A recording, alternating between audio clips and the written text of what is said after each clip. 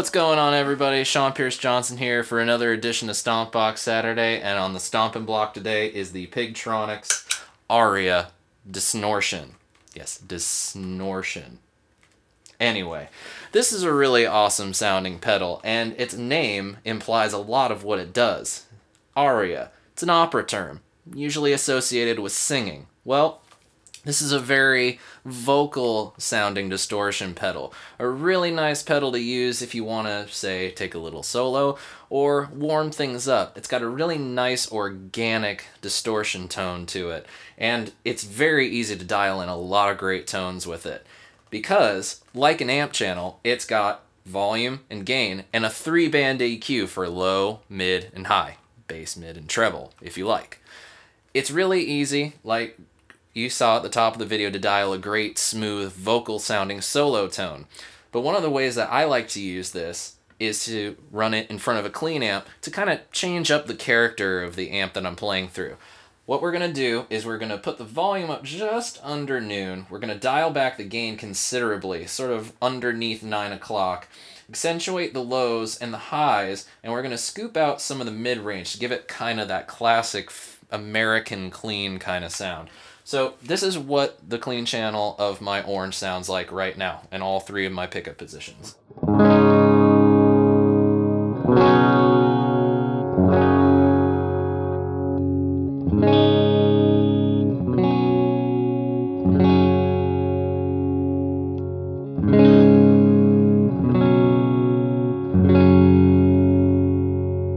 So let's kick on the Aria, and this is the bridge pickup.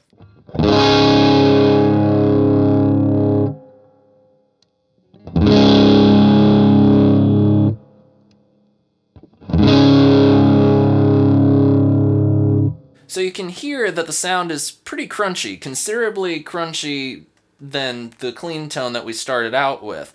But it's got a lot of nice brightness. The mid-range is kind of scooped a little bit to get that classic sound. But the cool thing that we can do with this running right now is that we can manipulate our guitar's volume knob in order to get more of a pristine, clean kind of sound. So that's what we're going to do. I'm going to leave my bridge humbucker full up, and then we're going to take the neck volume and we're going to dial back till we find that clean, sweet spot.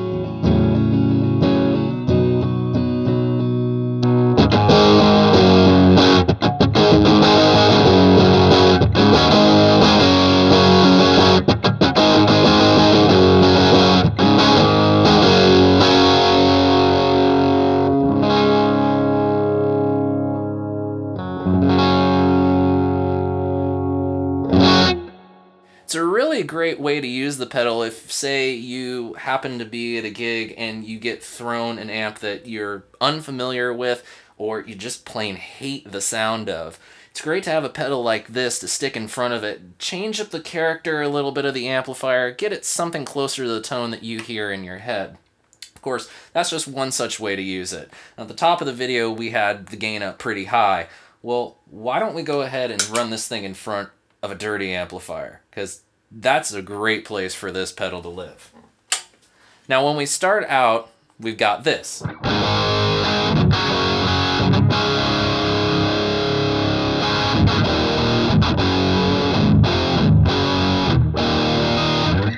It's a really nice, sort of crunchy, starting to border on the high gain territory. But this pedal does really well in front of the dirt to add a little bit more body to it, maybe dial back some of those highs that would be a little too shrill, and maybe add just a touch more mid-range to it. So let's go ahead and do that. We got our volume at noon, we got the gain at about 9 o'clock, we're accentuating the lows and the highs just about, say, 1 o'clock. And then we're going to keep the mid-range right at 12 o'clock. So it's got no boost and no cut.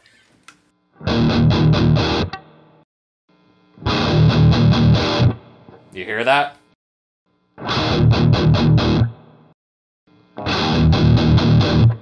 Now, you can't feel it because you're not sitting in the room with me, but the walls are shaking right now, my seat's rattling. I can feel a lot of the oomph coming from the amplifier. So you can do something like...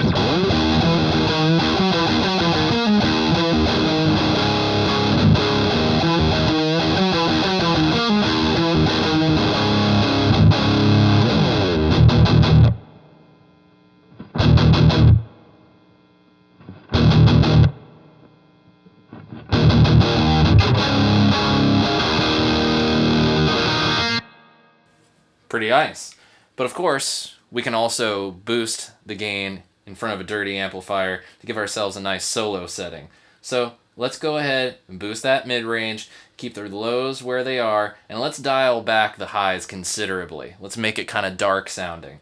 So same position for the volume and the gain, same position for the lows. Highs are going to be cut back to about 9 o'clock, and then the mid-range is going to be boosted to about 3 o'clock. So this is what we start out with.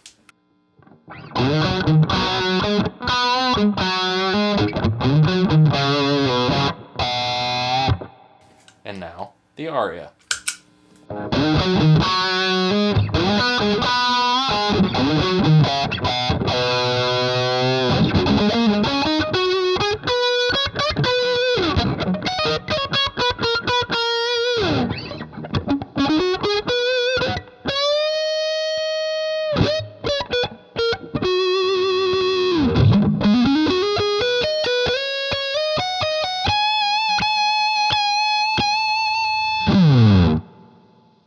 Pretty nice. As you can see, this pedal has a whole lot of uses for guitar, but I'm betting you never thought it would sound good on vocals.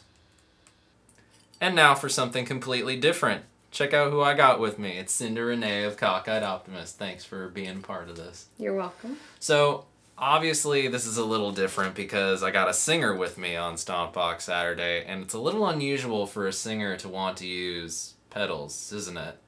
So, why did you want to use pedals in the first place? I just wanted to get some different sounds and try out some new things, and I figured it's better to make your own effects than, well, wait for the sound guy to do them, and they don't know always what you want, and, well, sometimes they don't do them at the right time, so... And chances are they don't do them, period. I figured, well, I might as well just do it myself. Take matters into your own hands. Yeah.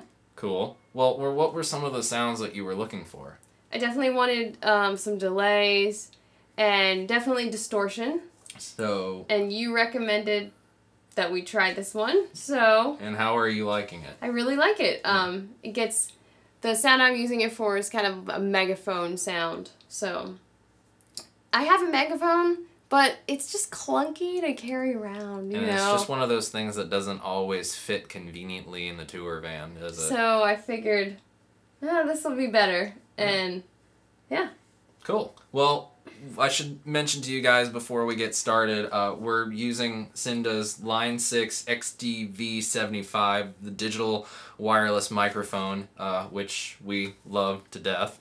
And then we're running that into a PreSonus Tube Pre V2, and then we're going into another favorite Pigtronix box of ours, which is the Keymaster. And the Keymaster, which we will get to on another show, basically allows us to take mic signal, throw guitar pedals in between it, and output it to a board or an interface. And we're just running direct into the 003 interface that I have and straight into Pro Tools. So give us a little something that's just dry. So here's the sound dry.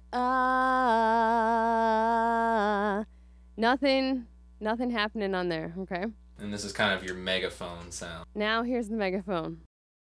Do you always need the last word?